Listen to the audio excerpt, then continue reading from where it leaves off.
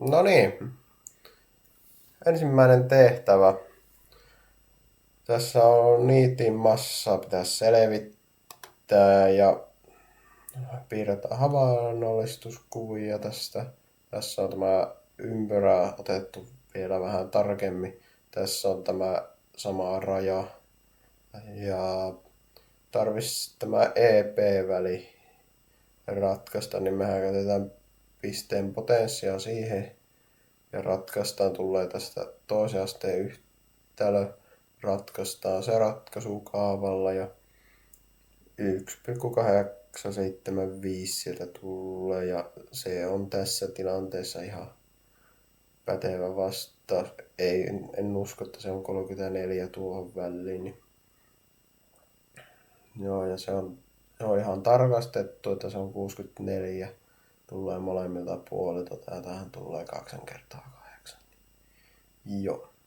Sitten on tämä sylinteriosuuden pituus laskettu tähän näin. Ja sitten on tilavuus laskettu tähän. Ja tässä on sitten muokattu tuo tiheyden kaava tähän käyttöön nyt sopivaksi. Ja sieltä tulee vastaus 230 grammaa pyöristettynä. No niin, ja sitten olisi tämä nivelhärpäke tässä. Otettu tuosta tuo 1 kolmio tähän nyt tarkasteluun. Se on jaettu 2 ja tulee suorakulmainen kolmio. Tämä hypotenuusa on ratkaistu ja se on sitten katsottu täällä seuraavassa. Ja sen avulla on ratkaistu tuosta P-arvo. Ja sittenhän täällä on, aina kun se on puoliksi pantu täällä tämä kolmio, niin se on 2P tämä väli aina. Niin täällä niin se on herrottu 8 tässä ja saadaan tuo uusi pituus. Ja sittenhän se on vaan laskettu tuo erotus, tulee se muutos. Joo. Sitten olisi tämä hiinan mitan laskeminen.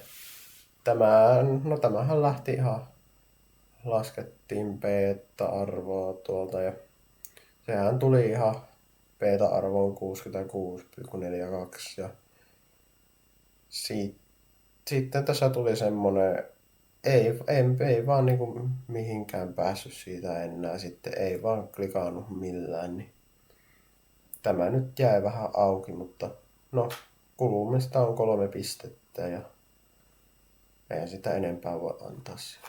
Mutta jatketaan. Täällä on tämä ympyrä, jossa on tämä segmentti osuus, mikä nyt on väritettynä tehtäväannossa, mutta eipä ole tässä. Niin. No siitä on laskettu tämä kolmio ABC pinta-ala. Se on tässä. Ja näistä ei kannata välittää, ne on vaan mikä on, missä paikassa ne on aina laskimessa tallessa. Niin AC, eli tämä väli on laskettu tuossa Pythagoran lauseella. Sitten on laskettu, niin AC on, eikö joo, tässä on nyt sitten OD, eli tämän keskipisteen ja tuon AC, niin kuin, mikä tulee sitten, mistä tulee sitten tuosta suorakulmainen kolmio, niin tuo väli on laskettu. Sitten on laskettu kosiini alfa. Alfa on niin kuin tämä kulma tässä. Se on 78,96. Sitten on laskettu tuo sektorin ala. Ja tässä on sitten eriäväisyyttä. Ja tässä on kysytty tämä ala, niin minähän olen sen laskenut, että se olisi 10,10 neliömetriä. Siinähän oli pitänyt niin kuin vähentää tästä koko alasta ja siinä oli otettu tämä kolmio ABCkin siitä pois. Mä en siitä rupea, mulla ei niin ole, niin se on vaan 6 pistettä tästä. 23 pistettä. Ja Täällä on sitten tämä viimeinen tehtävä tekoälystä kysytty. Ja vastaus on 2,58 nelimetriä.